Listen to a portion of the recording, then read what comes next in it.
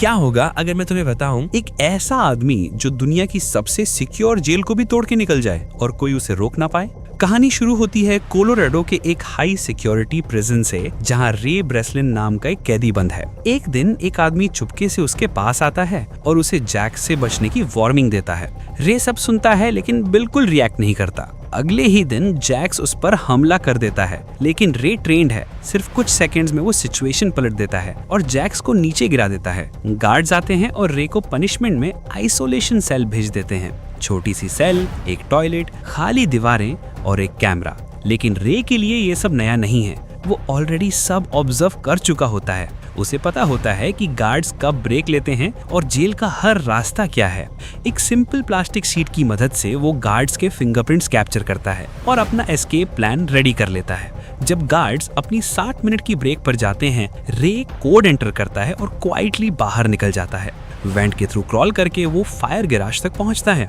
बाहर उसकी team explosion create करती है और उस अफरा तफरी में रे आसानी से भीड़ का हिस्सा बन जाता है, जैसे वो हमेशा से वहीं हो। थोड़ी देर बाद पुलिस उसे घेर लेती है, लेकिन रे बिल्कुल पैनिक नहीं करता। सिर्फ एक कॉल, एक कोड वर्ड और सब बदल जाता है। लेस्टर क्लार्क आता है, डॉक्यूमेंट्स दिखाता है और सच सामने आता है। रे कोई कैदी नहीं बल्कि एक एक्सपर्ट है, एक ऐसा आदमी जिसका काम ही है जेल तोड़ना। वो ब्रेसलिन क्लार्क नाम की कंपनी का हिस्सा है जो गवर्नमेंट के लिए प्रिजन्स की टेस्टिंग करती है। रे फेक आइडेंटिटी के साथ जेल में जाता है और प्रूव करता है कि सिस्टम कितना स्ट्रॉन्ग या वीक है। सालों में वो लेजेंड बन चुका है। 5 महीने बाद जब वो ऑफिस वापस आता है, एक कॉम्प्लेक्स पजल भी उसके लिए चैलेंज नहीं होता। फिर उसे मिलती है एक नई assignment, CIA lawyer Jessica Miller के थ्रू, एक ऐसी फैसिलिटी जिसका कोई रिकॉर्ड नहीं, कोई जिम्मेदारी नहीं और जिसका लोकेशन भी सीक्रेट है। और इस बार टेस्ट सिर्फ जेल का नहीं होगा बल्कि रे खुद का भी होगा। रे फौरन रिस्क महसूस कर लेता है। फिर लेस्टर ऑफर बताता है $2 मिलियन।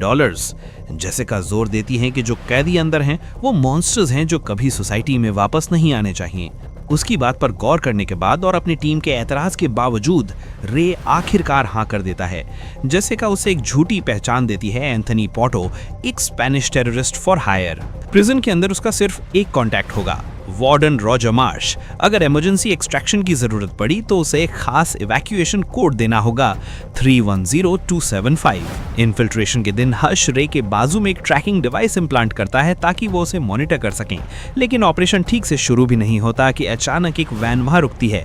मास्क पहने हुए आदमी रे को पकड़ लेते हैं, ट्रैकर ढूंढकर सर्जिकली तरीके से निकाल देते हैं। फिर उसे एक ताकतवर सेडेटिव इंजेक्ट किया जाता है और वो बेहोश हो जाता है ताकि ट्रांसपोर्ट के दौरान वो प्रिजन का लोकेशन न जान सके। सफर के दौरान रे थोड़ी देर के लिए हेलीकॉप्टर के अंदर होश में आता है। वो देखता है कि एक गार्ड दूसरे कैदी को छुरी मारकर उसकी लाश को फ्लाइट के दौरान ही बाहर फेंक देता है। रे रिएक्ट करने से पहले ही फिर से सेडेट कर दिया जाता है। जब वो दोबारा होश में आता है, वो एक ट्रांसपेरेंट ग्लास सेल में होता है जो जमीन से ऊपर लटक रही होती है। मास्क पहने हुए आर्म्ड गार्ड्स लगातार पेट्रोल कर रहे होते हैं और कैमरास हर मूवमेंट ट्रैक कर रहे होते हैं।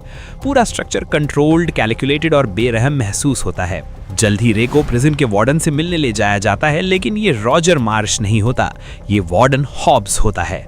हैरान रे रॉजर मार्श के बारे में पूछता है, वो कांटेक्ट जो उसे प्रॉमिस किया गया था। हॉब्स ठंडी आवाज में कहता है कि कोई रॉजर मार्श नाम का आदमी यहाँ नहीं है। रे हेलीकॉप्टर वाली चीज बताता है, लेकिन हॉब्स को कोई परवाह नहीं होती। अपनी आखिरी लेवरेज को बचाने के लिए रे वॉरेन हॉब्स को रोकता है जब वो जा रहा होता है और मजबूती से इवैक्यूएशन कोड बोलता है। हॉब्स धीरे से मुड़कर उसे देखता है, उसके होंठों पर ठंडी मुस्कुराहट होती है। वो मजाक उड़ाता है और कहता है कि कोई रैंडम नंबर्स बोलने से तुम जादू से आजाद नहीं हो जाओगे। हॉब्स के नजदीक रे कोई स्पेशल ऑपरेटिव नहीं, बस एक और कैदी है जो इसके सिस्टम में फंसा हुआ है। जेल के बाहर अबिगेल और हर्ष हर मुमकिन कोशिश कर रहे होते हैं रे को लोकेट करने के लिए। अंदर वापस अलार्म बजता है जो मूवमेंट का सिग्नल देता है और इनमेट्स को सेंट्रल यार्ड की तरफ ले जाया जाता है, जिसे बेबीलोन कहा जाता है। ये ट्रेडिशनल यार्ड जैसा नहीं लगता। बेबीलोन ज़्यादा एक कंट्रोल्ड ऑब्जर्वेशन जोन महसूस होता है, इतना खुला कि लोग इंटरैक्ट कर सकें, लेकिन हर लम्हा सर्वेलेंस के लिए डिज़ाइन किया गया। यार्ड की तरफ जाते हुए रे देखता है कि गार्ड्स कैदियों को बेरहमी से मार रहे हैं।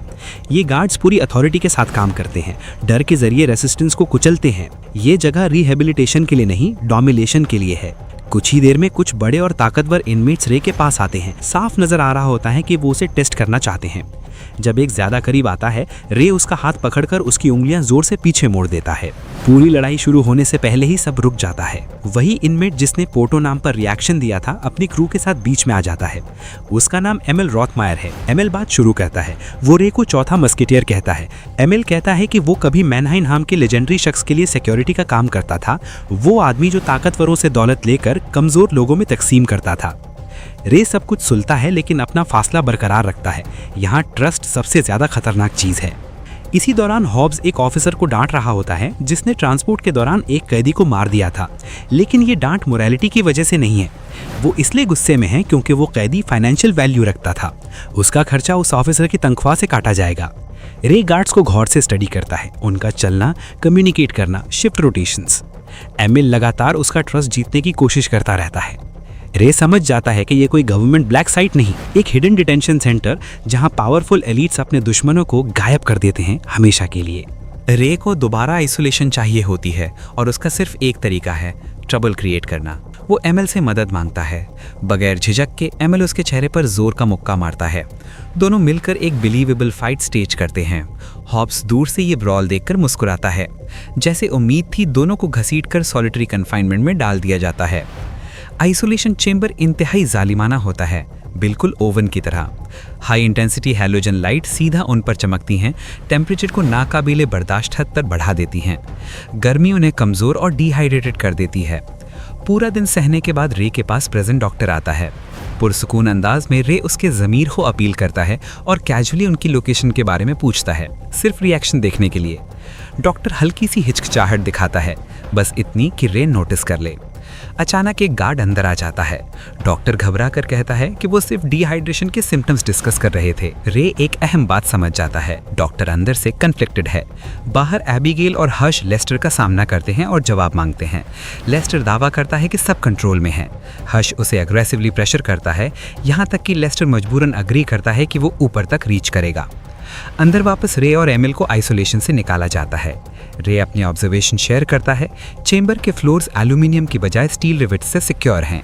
हवा में नमी है जो इंडिकेट करती है कि वो किसी ह्यूमिड इनक्लोज्ड स्पेस में है। स्टील अगर कमज़ोर हो जाए तो कोरोड करता है और फिर रिवेट स्नैप हो सकते हैं। रे कहता है उसे एक मेटल प्लेट चाहिए होगी ताकि वो रिवेट्स को प्राई कर सके। एमिल फौरन वॉलंटियर करता है। वो गार्ड्स को मैनहाइम के बारे में इंफॉर्मेशन देने का ऑफर करता है, बदले में हॉब्स से मीटिंग मांगता है। इंटरोगेशन के दौरान हॉब्स उस पर मैनहाइम का लोकेशन बताने के लिए प्रेशर डालता है, लेकिन एमिल उसका मजाक उड़ाता है और एक एलैबोरेट फेक मैप दिखा देता है। गुस्से में हॉब्स टॉर्चर का ऑर्डर देता है। एमिल को बांधकर उसके गले में ज़बरदस्ती पानी डाला जाता है। दर्द के बावजूद एमिल चुपके से फ्लोर से एक ड्रिंक कवर निकाल लेता है। बाद में जख्मी लेकिन टूटा हुआ नहीं, एमिल वो ड्रेन कवर रे को दे देता है। रे प्लान समझाता है। इंटेंस हीट को स्टील रिवेट्स पर कंसंट्रेट करना होगा। स्टील हाई टेम्परेचर पर एक्सपैंड करता है। अगर बिल्कुल ठीक तरीके से किया जाए तो रिवेट्स कमज़ोर होकर स्नैप हो जाएंगे। टूथपेस्ट का इस्तेमाल करते हुए रे ड्रेन कवर को पॉलिश करता है जब तक वो शीशे की तरह रिफ्लेक्टिव ना हो जाए। इस प्रिजन में वही वीकनेसेस शामिल की गई हैं जो उसने अपनी किताब में लिखी थी। ये जगह खास तौर पर उसे हराने के लिए डिजाइन की गई है। उन्हें एक डिस्ट्रैक्शन चाहिए होती है। एमिल जानबूझकर जावेद नाम के खतरनाक कैदी को इंसल्ट करता है। फौरन एक वायलेंट फाइट शुरू हो जाती है। गार्ड्स दौड़ते हुए आते हैं, हर तरफ अफरा तफरी मच जाती है। दोनों को फिर से आइसोलेशन भेज दिया जाता है। वहाँ रे रिफ्लेक्टेड हीट को स्टील रिवेट्स पर फोकस करता है, कैमरा की नज़र से बाहर रहते हुए। जब रिवेट्स कमज़ोर हो जाते हैं, वो दीवार पर हल्की सी टैप करता है, एक सिग्नल। एमिल जोर जोर से चीखने लगता है, पूरी तवज्जो अपनी तरफ खींच लेता है।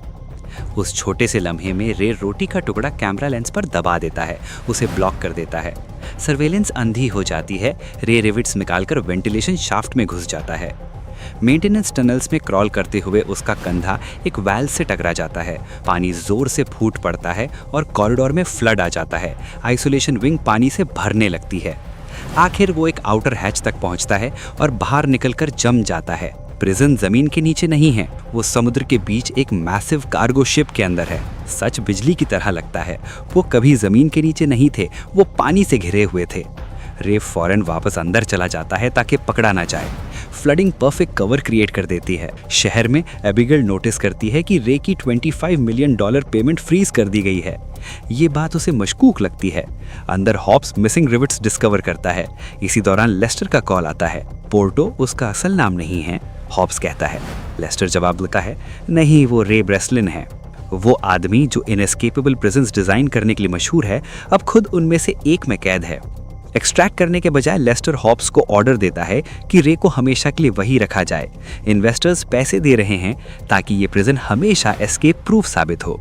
क्योंकि लेस्टर का अपना एजेंडा है, वो खुफिया तौर पर इस इलीगल फैसिलिटी का सीईओ है और वो मैनहाइम का शिकार कर रहा है।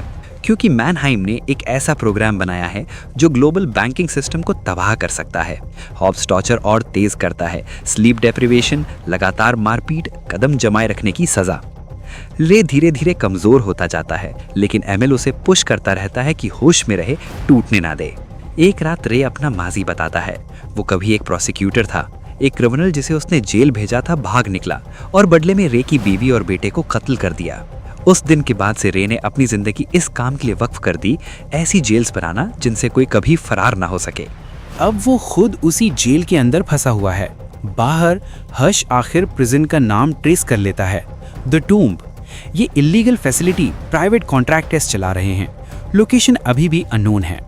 अंदर रे और एमिल गार्ड्स के बिहेवियर को गौर से स्टडी करते हैं। वो उन्हें उनकी आदतों के हिसाब से निकनेम्स देते हैं। हर छोटी डिटेल फ्यूचर प्लान का हिस्सा बन सकती है। उन्हें डॉक्टर की मदद चाहिए होती है। प्लान के मुताबिक एमिल रे के थाई में छुरा मार देता है ताकि मेडिकल ट्रीटमेंट का मौका मिले।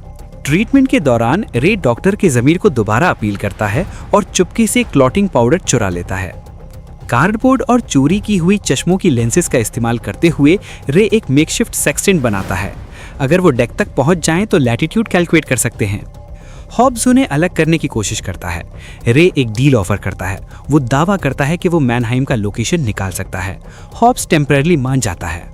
वो जावेद को रिक्रूट करते हैं जो नमाज के बहाने डेक एक्सेस हासिल करता है। सेक्सटेंट के जरिए वो अंदाजा लगाते हैं कि वो इक्वेटर के नॉर्थ में गर्म अटलांटिक पानियों में है, मुमकिन है मोराको के करीब। रे क्लॉटिंग पाउडर का इस्तेमाल करके पॉइजनिंग का ड्रामा करता है और डॉक्टर से कहता है कि उसकी आइडेंटिटी वेरीफाई करे। डॉक्टर हॉब्स के ऑफिस में रे की किताब ढूंढ लेता है। अब उसे यकीन हो जाता है कि रे सच बोल रहा था। डॉक्टर मदद करने पर राजी हो जाता है और कासाब्लैंका को एक ईमेल भेज देता है। एस्केप के दिन सब कुछ जावेद से शुरू होता है। वो जानबूझकर फेक राइड शुरू करता है। गार्ड्स अफरा तफरी कंट्रोल करने के लिए दौड़ते हैं। इसी दौरान रे और उसकी टीम चुपके से निकलकर स्ट्रक्चर की स्टेयर्स की तरफ बढ़ते हैं, लेकिन डिस्ट्रैक्शन ज्यादा देर नहीं चलती। रे सीधा एक सिक्योरिटी कैमरा में देखता है। उसे पता है हॉब्स कंट्रोल रूम से देख रहा है। जैसे ही हॉब्स को समझ आता है कि वो भाग रहे हैं, वो फौरन फुल लॉकडाउन का ऑर्डर देता है। बाहर हेलीकॉप्टर्स नजर आते हैं। मिल्स की रेस्क्यू टीम पहुंच चुकी होती है। गन फायर शुरू हो जाता है। टंग स्टेयरकेस पर इंटेंस गन फाइट होती है। फायरिंग के दौरान जावेद को गोली लग जाती है। अब वो नहीं दौड़ सकता। गार्ड्स कॉरिडोर में उनका पीछा करते हैं, लेकिन रे फौरन एक सिक्योरिटी डोर सील कर देता है। ऑफिसर्स का रास्ता बंद हो जाता है। रे एमिल और जावेद से कहता है कि इमरजेंसी लैडर यूज करके डेक की तरफ निकल जाएं, जबकि वो खुद लॉकडाउन सिस्टम बंद करने के लिए पीछे रुकता है। रे उनसे अलग होकर पावर कंट्रोल एरिया की तरफ बढ़ता है। जावेद गोली लगने की वजह से बहुत कमजोर हो चुका होता है। वो एमिल से कहता है कि उसे अपनी गन दे और उसे यहीं छोड़कर चला जाए। एमिल इनकार करता है, लेकिन जावेद उसे जोर देकर कहता है कि उसकी कुर्बानी जाया ना करे और फौरन निकल जाए। मजबूरन एमिल इमरजेंसी लैडर के जरिए बाहर निकलकर डेक की तरफ बढ़ता है। कुछ ही लम्हों बाद गार्ड्स दरवाजा तोड़कर अंदर घुस जाते हैं। जावेद जोरदार फायरिंग करता है और ज्यादातर गार्ड्स को गिरा देता है, लेकिन एक आखिरी गार्ड वापस फायर करता है। गोली जावेद को लगती है और वो वहीं शहीद हो जाता है। इधर रे कंट्रोल रूम के करीब एक मेन गार्ड से brutal hand to hand fight करता है। जद्दोजहद के बाद रे उसे ओवर पावर करता है और शटडाउन सिस्टम तक पहुंच जाता है। वो पावर कट कर देता है। एमिल आखिरदार डेक पर पहुंच जाता है। वो हेलीकॉप्टर तक दौड़ता है, माउंटेड मशीन गन संभालता है और अप्रोचिंग गार्ड्स पर गोलियों की बरसात कर देता है। कई गार्ड्स को गिराकर रास्ता साफ करता है। इस दौरान रे एक पानी के टैंक के अंदर छुप जाता है जब हॉब्स उसे ढूंढ रहा होता है। अचानक पावर वापस आ जाती है। टैंक एक्टिवेट होता है और रे जोर से पानी के साथ समंदर में फ्लश हो जाता है। एमिल उसे देख लेता है और लैडर नीचे गिरा देता है। रे पकड़ लेता है और ऊपर चढ़ने लगता है। हॉब्स गोली चलाता है। एमिल जख्मी हो जाता है। रे जवाबी फायर करता है और ऑयल टैंक्स पर निशाना लगाता है। एक जबरदस्त धमाका डेक को अपनी लपेट में ले लेता है। हॉब्स नीचे गिर जाता है। हेलीकॉप्टर मोरक्को की तरफ उड़ जाता है। जमीन पर जैसिका इंतजार कर रही होती है। ट्विस्ट सामने आता है। एमिल असल में रॉथलायर नहीं, वो मैनहाइम है। जेसिका ने ही रे को जेल में भेजने का प्लान बनाया था ताकि वो अपने वालिद को निकाल सके। पोर्टो नाम भी एक कोडेड मैसेज था। लेस्टर ने उसे धोखा दिया था, खुद इन्वेस्टर्स के साथ डील करके। बाद में लेस्टर होश में आता है अपनी गाड़ी के अंदर, जो एक सील्ड शिपिंग कंटेनर में बंद होती है। वो कंटेनर एक कार्गो शिप पर लोड हो चुका होता है जो किसी अननोन जगह की तरफ जा रहा होता है। वही अंजाम जो उसने दूसरों के लिए डिजाइन किया था, कोई एस्केप नहीं। अगर तुम्हें ये ब्रेकडाउन पसंद आया हो तो सब्सक्राइब करो और ऐसी मजीद कहानियों के लिए तैयार रहो।